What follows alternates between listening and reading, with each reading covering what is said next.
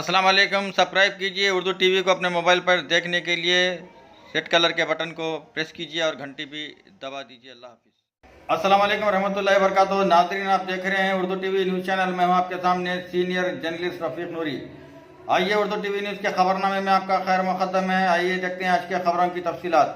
रियासत आंध्र प्रदेश के ज़िले नेल्लोर में वाक़ रहमताबाद शरीफ में हुज़ूर सैयदना ख्वाजा खिज़र अब्दुल अज़ीज़ रहमतुल्लाह अलैह अल मारूफ अजीज़ बाबा का जश्न संदल रिवायती जोश व खरोश के साथ मनाया गया, जिसमें मेहमान खुसूसी की हैसियत से हज़रत शाह गुलाम नक्शबंद हफीज़ पाचा साहब सज्जद नशीन बारगाह नायब रसूल रहमताबाद शरीफ ने शिरकत की।